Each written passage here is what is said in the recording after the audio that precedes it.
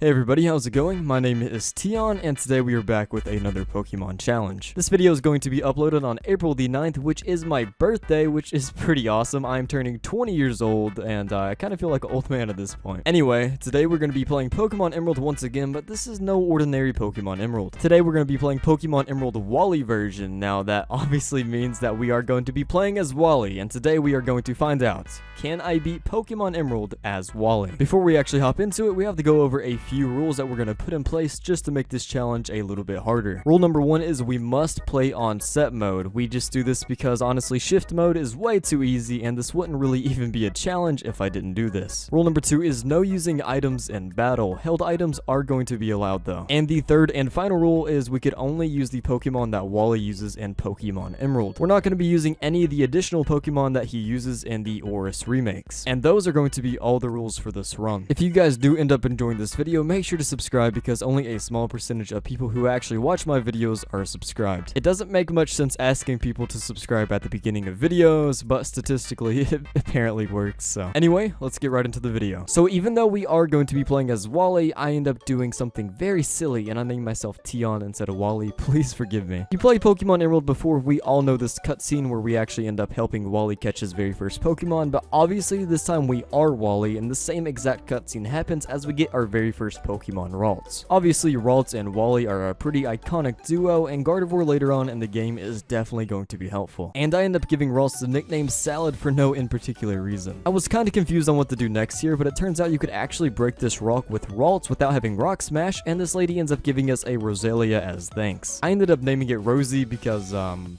it's a flower. But now that we have Rosie, we're actually able to go to our very first gym, which is Roxanne, and we do have a Miracle Seed, so this should be pretty easy. Geodude ends up going down with 1 Absorb, and the second Geodude goes down to 1 Absorb as well. Next up is her Nosepass at level 15. Now this thing is a lot bulkier than her Geodudes, and it's able to take a Absorb pretty well as it hits me with a Rock Tomb, doing a good amount of damage, but Absorb does heal us up quite a bit. Nosepass ends up eating an Oranberry, and then Roxanne heals it up with a potion as well, so I just continue to spam Absorb. I'm not really complaining too much because we do get a lot of HP back, but Roxanne ends up using another potion, which is pretty annoying. Luckily, my next Absorb was a critical hit, and I was able to take it down and get most of my HP back. And last up is a Sandshrew at level 14 who ends up going for a Dig here, so I just end up taking it and hit it with an Absorb to win the battle. Overall, that battle went exactly as I planned, so I can't complain. Next, I make my way to the daycare, where this Team Aqua Grunt actually ends up trying to steal a Pikachu and then challenges us to a battle. I had no idea this battle was actually here, so I ended up struggling a lot against this Zubat, but since I got pretty lucky, I end up taking him out, and I'm able to one-shot the Carvana. After I end up defeating this Team Aqua Grunt, he ends up running away, of course, because we somehow destroyed him, and we end up figuring out that this Pikachu is actually Watson's. He obviously thanks us for saving his Pikachu, and then he gives us an item, which is the magnet, which raises electric type attack moves, and I honestly forgot I had this. Next up is the Brendan battle outside the Marvel gym, and he leads off with a level 21 Marshtomp, who obviously goes down to 1 4-time super effective Mega Drain. Next up was a Makuhita at level 15, so I just end up going for a Leech Seed here, as it hits us with a very weak Vital Throw, and he gets poisoned, so obviously it's not looking too good for Brendan at this point, as I end up switching to Salad as well. Salad is pretty hard to level up, that's why it's only at level 12, but I know a Confusion would do a lot of damage, and after the Leech Seed damage, it was enough to KO the Makuhita. And last up is the Nuzleaf at level 18. Now I honestly don't have anything for this Nuzleaf here, so I just end up spamming Growl and Double Team until eventually I end up going down, because this thing also has Swift, and I didn't know that, so using those Double Teams was kind of useless, but Mega Drain actually ends up doing a decent amount of damage. After spamming Mega Drain a few times, eventually it does end up going down, and we actually end up defeating Brendan, which is not what happens in the normal games. In this game, Watson is actually the second gym leader, and Salad ends up getting absolutely destroyed, but after a few growths, I'm able just to spam Mega Drain, and I get all my HP back, and I actually end up destroying Watson relatively easy. Normally, I feel bad about setting up so much, but since we're limited to such a small pool of Pokemon we could actually use, I don't feel bad at all. I wanted Salad not to be completely useless, so I ended up spending the time to get it all the way to level 20, which was actually pretty hard, and eventually it finally evolves into a Curlia, which is a lot better than Ralts. Ralts' stats are just absolutely garbage, so it's really nice to have a Curlia here with slightly increased stats. It's not a Gardevoir quite yet, but we'll get there. Next up is a battle with May. Now I really didn't expect this battle or to be battling May at all, but she leads off with a level 18 Wingull, and Confusion actually does a decent chunk of damage now, and it's able to take down the Wingull in only 2 hits. Next out is Grovyle, level 20, and it ends up hitting me with a really strong Pursuit, so like an idiot, I try to switch out of a Pursuit, which obviously didn't work and I end up going down there, and my last Pokemon is Rosie. Grovyle actually ends up poisoning itself here, which is really helpful to me as I hit it with a Mega Drain, which does a decent chunk of damage as May switches out into her Slugma, so I end up hitting it with a Mega Drain, and it still does way over half, and I don't know why Roselia is so busted. One more Mega Drain is enough to take down the Slugma, and obviously last out is the Grovyle, which has basically no HP at this point and goes down to one final Mega Drain, and just like that, we end up defeating May. After we defeat May, we actually encounter our very next Pokemon, which is a Skitty, which I absolutely love Skitty. It's so cute. I end up naming it the best thing I could, Chicken. Kind of. It's not really spelled right. And to everybody's surprise, the next gym battle is actually Norman. Now, Norman was actually pretty difficult to do. I really needed to land the Sing, and eventually, after a lot of attempts, I do, and I actually end up switching out into Roselia to get a few growths off as it sets up a Belly Drum, which is super scary, so I end up taking it down with Mega Drain. The same thing happens to Spinda, and the same thing happens to Doduo eventually. Next out is Zangoose, who's at level 31 and barely survives a Mega Drain as I'm able to take it down with only a couple more, even though it gets healed up. And last up is the Slacking, which is an absolute beast. Slacking absolutely destroys Roselia with a Facade as I end up going into Chicken here, and I end up using a Charm to lower its attack by 2 stages, and now we could actually survive an attack. Now, because Slacking's attack is so high and obviously I'll die to any critical hit, I try to hit it with Sing, and eventually I do. Now, this thing is also infatuated with love, so the chances of this thing actually moving is pretty low. Now, of course, because this game hates me, Slacking has a Citrus Berry, which is super annoying, but luckily Slacking ends up staying asleep, it seems like, for 12 years, and eventually it does end up going down. No Hyper Potion, luckily for us. This battle did take a few attempts just because of that Slacking, but it was super nice to eventually take it down. Next, I'm taking a stroll through Petalburg Woods where I find a Magnemite. Now, Magnemite obviously isn't supposed to be here, and the game tells us to go find Watson because he'll know exactly where this thing needs to be. Watson tells us to go to New Marvel, where eventually I end up going, and I find a whole bunch of Magnemite here and release the one that we found in Petalburg Woods. And as I try to leave, one of the Magnemite actually end up following me. Now, Magnemite is actually another member on Wally's team, and we have an option to take it into the party, so I say yes. Its name shall be Sparks. And while I was grinding on some trainers, I found out that Sparks is actually shiny, so that's pretty awesome. And while I was grinding, eventually I got Curlia up into a Gardevoir, which is definitely going to be helpful because Gardevoir is a very strong Pokemon, and we have Psychic now, so that's super helpful. Next, I try to pass by the Weather Institute, but Team Aqua took this over and almost took me hostage, so I have to run away into the Weather Institute and lock the door behind me, and I guess we're camping out here, question mark? I may be a coward, but we all know that Wally isn't, so I decided to come out and face Archie one-on-one. Sparks is now evolved into a Magneton, which is going to be helpful, and his Pokemon are pretty high leveled and slightly out level ours. Mightyena actually ends up going for a Swagger, and I do end up hitting myself in confusion quite a few times here as it decides to hit me with Scary Face as well. I get pretty annoyed, so I just end up going for a Thunder Wave here, and then I realize that Spark does a ton of damage. And even though Mightyena ends up getting healed up, I still take it down with a couple more Sparks, and next up is Crobat, who hits me with a Confuse Ray, and of course I end up hitting myself, but it only lasted one turn surprisingly as I connect with another Spark, doing just over half. It gets healed up, so I hit it with another Spark, bringing it into the red, and luckily I don't flinch here as I'm able to take down the Crobat, and last up is the Sharpedo at level 32, who ends up using Crunch to take down our Magneton. I switch out on the Rosie to use the Giga Drain, and it does take down the Sharpedo with an easy critical hit, and we end up defeating Archie, and eventually they run away and let us pass into Fortree City. Once I arrive in Fortree City, the Swablu actually ends up coming up to us in one of the houses that Wally used to live in. This other trainer was taking care of it, but eventually he just let Swablu go, and now we get to nickname it Swablu, like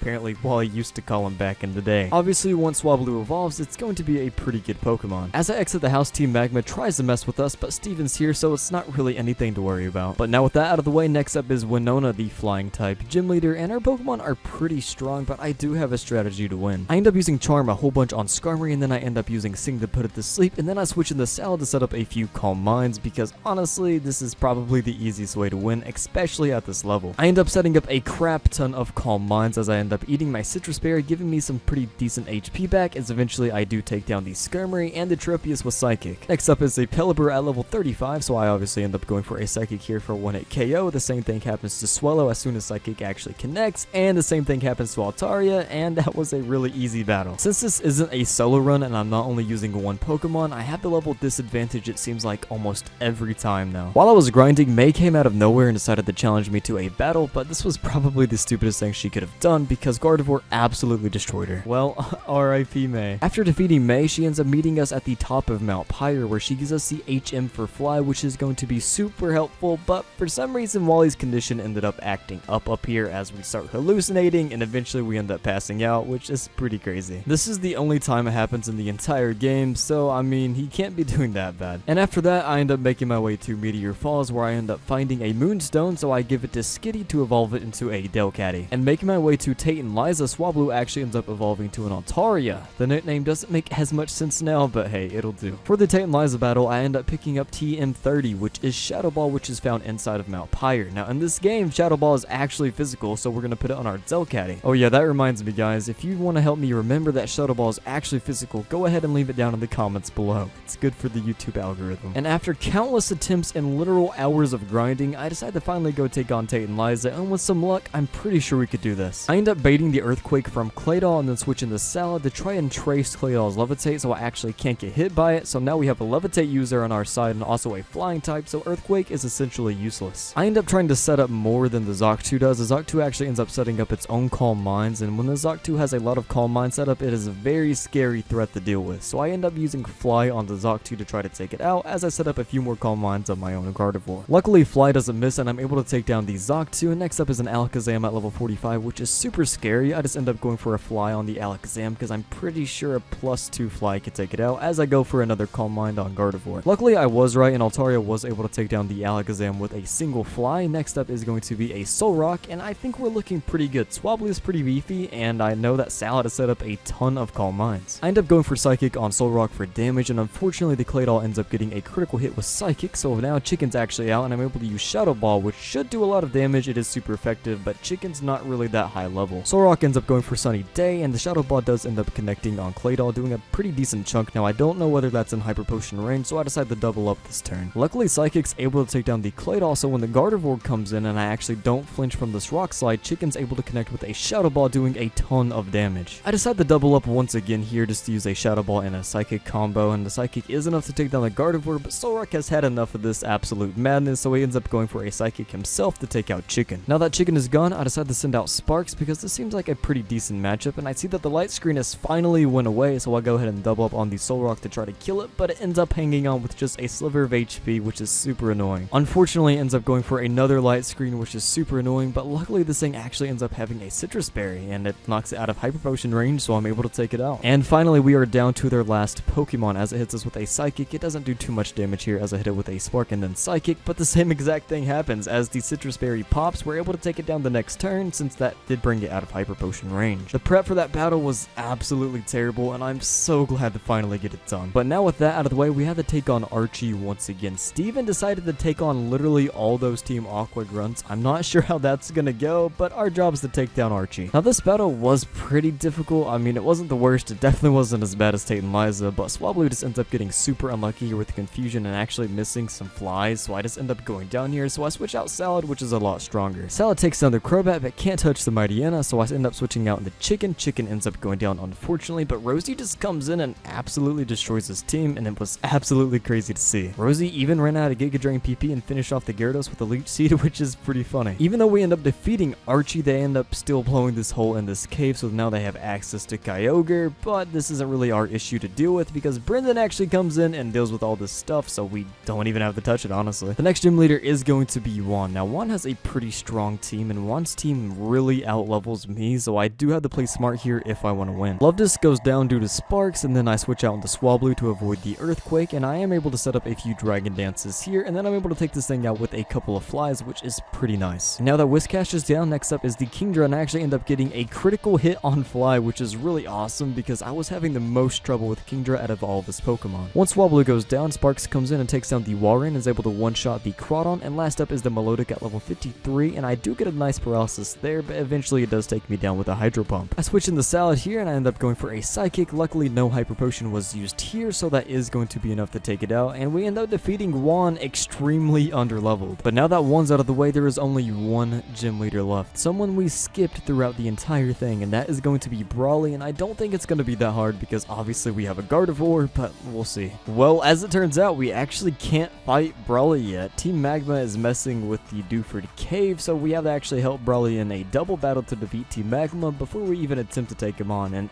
oh my gosh, his levels. There's really not much to talk about here in this battle, especially with Brawley's help. This was an absolute breeze, even though it was a double battle, and I'm notoriously bad at double battles. But now that this is over, we're actually able to take on Brawley. Just to gauge where I was at for this battle, I decided to try Brawley just a few times. Brawley's first Pokemon is a Heracross at level 59, and I am able to take this thing out with a couple of flies because it missed its Mega Horn. Next out is Machamp, and I get a fly off before I end up going down, and I end up switching out into Salad. Now, I honestly didn't expect to do too well here, but I just end up spamming Psychic, and as you guys can see, I'm only at level 51 now that I just leveled up, and I was able to completely destroy Brawley's team. I did have to use Psychic more than once on Hariyama here because it did get healed up, but once he goes down, Breloom gets one shot, and we defeated Brawley extremely underleveled, and there's absolutely no way I'm going to be able to beat the Elite Four at these levels. But now with Brawley out of the way, we now have all 8 gym badges, and we're able to make our way to Victory Road, and if we make it out alive at Victory Road, the Elite Four. And to no one's surprise, we do have the Battle Brendan in Victory Road just like normal Pokemon Emerald. He leads off with Hariyama, so I lead off with Salad, and I'm able to take it down with a couple of Psychics. Next out is Dusklops, so I switch out into Chicken here to use Shadow Ball and Attract, and it actually ends up working pretty well. As you can see, I'm still definitely underleveled, so this is a very hard battle. Next out is Tropius at level 56, so I end up switching out into Swablu, and I set up a few Dragon Dances here, and I end up going for a Fly. Now it actually is a one-hit KO, and next up is a Swampert at level 61. I needed a safe switch in, so I ended up going out into Chicken as I take an Ice Beam, almost taking me out. Now I really didn't know what to do here, so I just ended up going for an Attract, and then I end up going for a Facade here, actually doing a pretty decent chunk of damage. But eventually I do get taken down with the Surf. I get my safe switch into the Rosie, I'm able to get the one shot, and next out is Camerep, so I just decide to get some chip damage before going down. I switch out into Altaria here, and I try to do some chip damage with Fly, and I thought I might be able to take it out, but unfortunately I just knock it into full restore range, which is super annoying as it takes down Swablu, and the only 2 Pokemon I have left are Gardevoir and Magneton. So obviously that means my only choice here is Gardevoir, so I end up going for Psychic. It does a ton of damage as he retaliates. I live on only 4 HP. Now I can't really do anything to Shifter here, which is unfortunate, so I do let Gardevoir end up going down here so Sparks could 1v1 this Pokemon. Now we both really can't damage each other too much here, so I just end up going for Thunder Wave to increase my chances of winning, and I figure out that Spark actually does more damage than Tri-Attack, so I just end up spamming Spark, and eventually he ends up going down. As I said a million times by this point, I'm extremely underleveled, and every single battle I'm in, especially these like boss battles, it's extremely hard to win, and I have to be very careful every play I make. I know if I want to beat this game, I have to grind up and get levels on every single Pokemon that I have, so I spend probably a couple hours getting levels on everyone I can. I don't get too high leveled, but I think it's going to be enough for the Elite Four. Eventually, I get really tired of grinding, and I know these levels are not good whatsoever, but I think with these setup moves that I do have on this team, I think it may be possible. Oh yeah, I didn't mention this earlier, but Surf, the Marrow at level 7, is actually an HM slave, so you'll be seeing him, but obviously I will not be using it in battle. Anyway, without any further ado, let's get into it. First up is Elite Four member Sydney, who uses Dark type, so I end up leading off with Sparks at level 55, and I'm able to 2-shot the Mightyena, 1-shot the Sharpedo, and I'm able to 1-shot the Crobat as well. Next out is Shiftry, so I end up switching out into Swablu. Now I was going to go for a Dragon Dance here, but I get Swaggered, which raises my attack +2, so that basically means there's no use to go for Dragon Dance anymore as I 1-shot it with a Fly. Next up is Absol, and it ends up taking down Swablu, so I just end up switching out into Sparks here because Sparks is a pretty good counter to Absol. Spark ends up doing a ton of damage, and because it has a Citrus Berry, we're able to take it out without knocking it into full restore range, and just like that, we end up defeating Sydney. Next up is Phoebe, and normally I would be worried, but Delcatty does have Shadow Ball, so let's see how this goes. Phoebe leads off with a Dusklops at level 61. Now Chicken is extremely underleveled at this point, but Shadow Ball still does a really good amount of damage, and eventually ends up taking itself down with Curse. Next out is Shedinja, which can be scary, but we do have Shadow Ball, so we're able to take it down obviously in one hit, because that thing only has 1 HP. If it survived a Shadow Ball, I would be very concerned. Magneton's easily able to take down the Sableye. Next up is Dusklops, who takes us down with an Earthquake. Because I don't have too many PP restoring items, I end up going for Thunderbolt here instead of Psychic, and the Dusklops eventually does take advantage of that and takes me down, but Rosie is able to get the revenge kill. Next out is Banette, and I actually end up doing a lot of damage with Petal Dance here, but I do end up going down the next turn, and Swablu is able to use Fly a couple times, and we end up winning the battle. That battle actually ended up going pretty well. But now with Phoebe out of the way, next up is Glacia. This battle was the absolute hardest battle in the entire game. I was unable to do absolutely anything to our entire team. It was just a brick wall, and there was just nothing I could do. I mean, I tried everything in my entire team's arsenal, and I was stonewalled. I mean, I just looked at it every single way possible, and there's just nothing I could do against their team. It's just way too strong, and I really wish it wasn't like... Oh.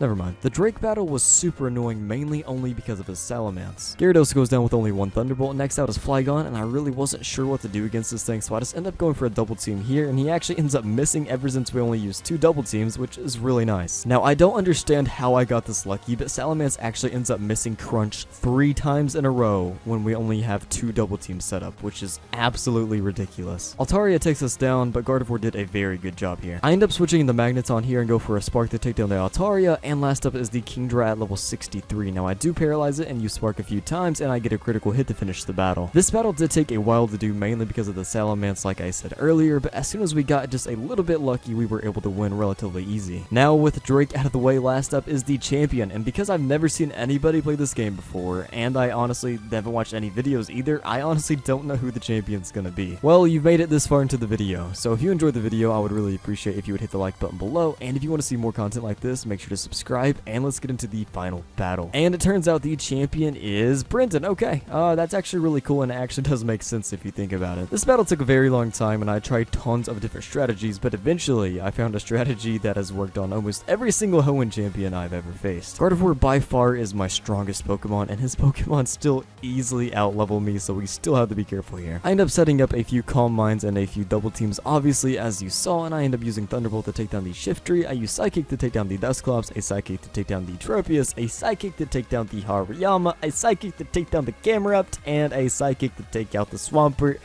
Woo, that was a mouthful, dude. I ran out of breath on that one. What a very anticlimactic battle. Honestly, this is actually a pretty fitting end to how Wally should be able to beat Brenton. Gardevoir is by far Wally's strongest Pokemon, and like I said way earlier in the video, they're a very iconic duo. But with that, guys, that is going to be the end of this video. If you did enjoy, make sure to hit that like button below. I would really appreciate it. Helps the channel out a lot. Also, if you want to see more, like I said earlier, make sure to subscribe. If you're new to this channel and want to see more content, I have a ton of challenge runs on this channel, and I do Emerald Kaizo and those like a lot as well. Hope you enjoyed, like I said, and I will see you guys in the next one.